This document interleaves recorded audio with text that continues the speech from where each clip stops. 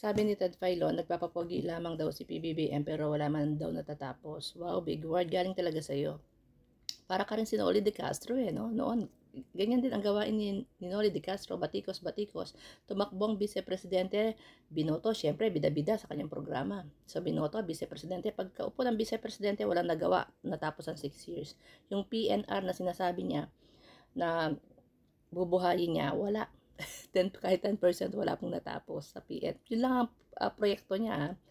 Wala pa siyang natapos. Hindi ko alam saan napunta ang pera, ang budget. So, ikaw, nagmamagaling ka rin naman dyan sa programa mo. Dapat may solusyon ka. Hindi yung puro ka batikos-batikos, wala ka naman solusyon. Anyway, lahat naman tayo nagpapapogi, nagmamaganda, di ba? Kagaya ni Inday Sayad, nagmamaganda, nagmamagaling. Pero Bopol naman, ikaw naman dyan, nagpapapogi ka. Hindi lang naman si PBBM nagpapapogi. Lahat ng politiko nagpapapogi. Lahat ng mga nasa social nagpapapogi. Nagmamaganda. Para tangkilikin, panoorin sila. Kagaya ng ginagawa mo, nagpapapogi ka dyan, nagmamagaling-magalingan ka, wala ka naman solusyon.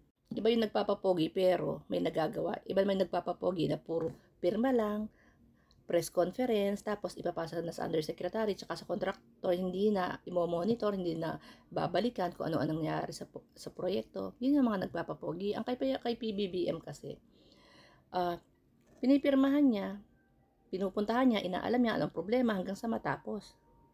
Detalyado. He pay attention in each detail.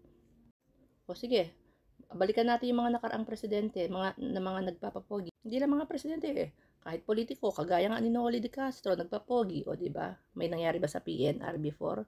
Nung siya ang vice-presidente, wala. Si Digong, yung kanyang under tunnel na trend. Pirma, press con, picture, wow, lahat masaya.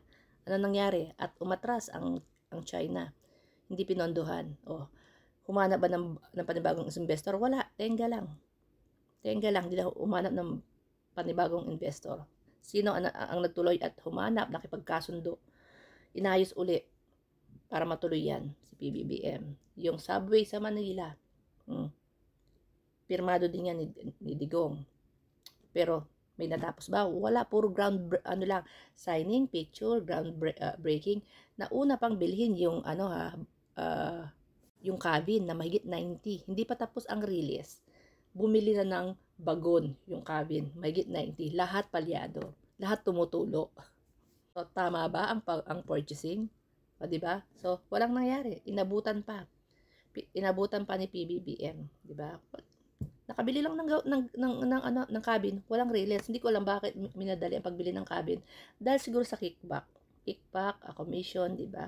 Ang laki. Tapos, sira pa yung mga cabin na binili. So, doble-doble ang gastos. Pogi, signing, Kamuning Bridge. Ano nangyari? Palpak. Akala mo, tatawid ng kabilang buhay yung mga yung mga umaakyat doon Tatawid lang naman ng kabilang daan. Yun ang mga papogi. Ano pa ba? Yung 147 na project ni Digong, 12 lamang. Ang tapos, lahat pa palpak.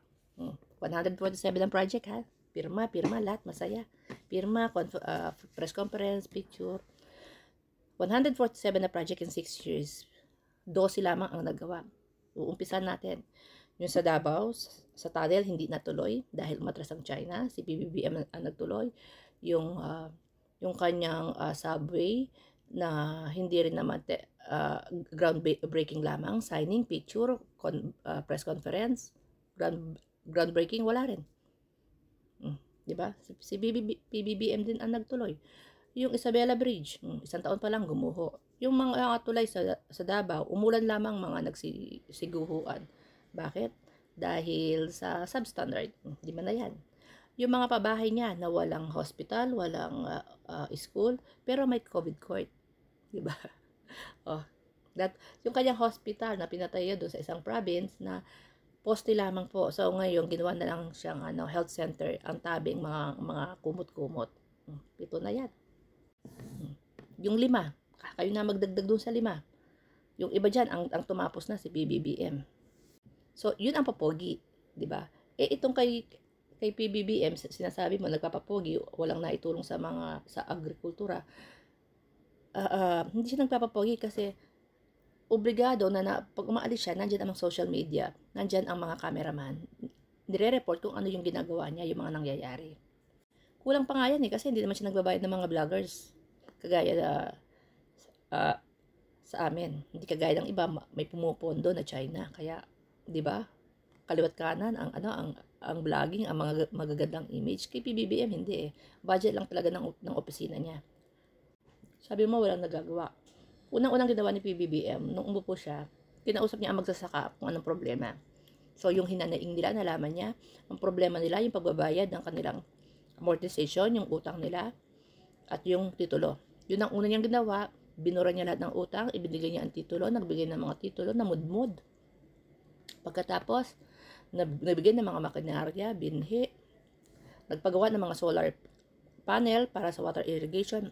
So, solar panel. Tayo ang may pinakamalawak malaking solar panel sa buong mundo ha, hindi sa buong Asia. Ginawa niya, binibili niya ang pari ng mga magsasaka sa mataas na presyo at ibinebenta sa merkado ng mura, 20 pesos. Hindi lang yon. Iiwan ni PBBM sa 2028 ang Pilipinas na may 20 pesos na bigas at hindi na yan mawawala sa NFA kasi ginawa niya ng batas para na yung PhilHealth subsidy. So, pinupunduhan niyan taon-taon. So, yan po ang regalo ni PBBM na maiiwan niya sa mga kababayan natin na mahihirap na. Kahit tumaas ang presyo ng bigas sa merkado, mapabayaan ito ng susunod na presidente. Mapabayaan man yan. Papasukin uli yung mga smuggle rice, smuggle agricultural from China. Ang bigas ng NFA mananatiling 20 na yung mabibiling mura dahil ginawa na pong batas ni PBBM yan at isunod niya yung mais. At baka isunod niya na rin yung mga necessity na yung mga sibuyas, bawang, ganyan, di ba? Baka isunod niya na rin po yan. So, yun po ang pamana ni PBBM sa ating mga Pilipino. Yung ginawa niyang batas, yung murang bigas sa NFA. So, gaya nung nangyari sa nang nakaraang administrasyon, di ba? Pinapasok lahat ng mga smuggled agricultural from China, pati smuggled rice.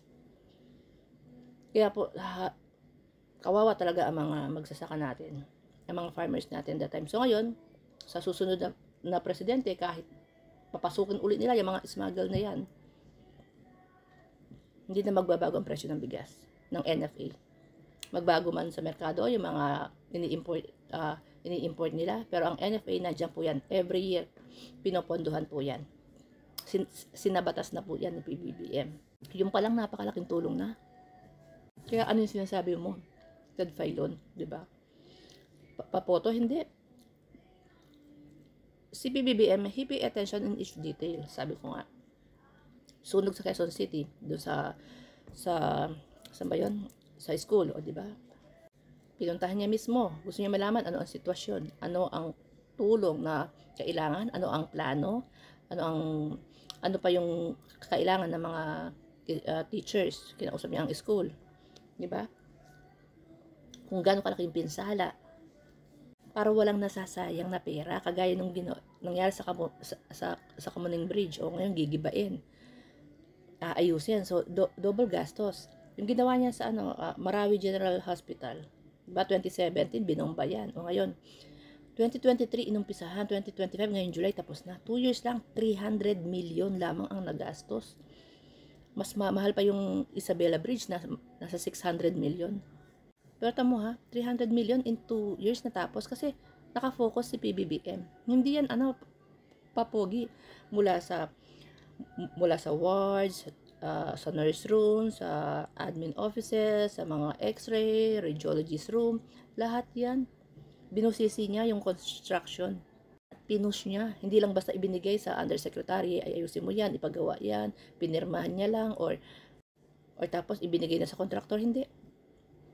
Nakafocus siya. Parang walang nasasayang na araw, walang nasasayang na pera. Hindi ulit-ulit. So, nasa ng papogi doon.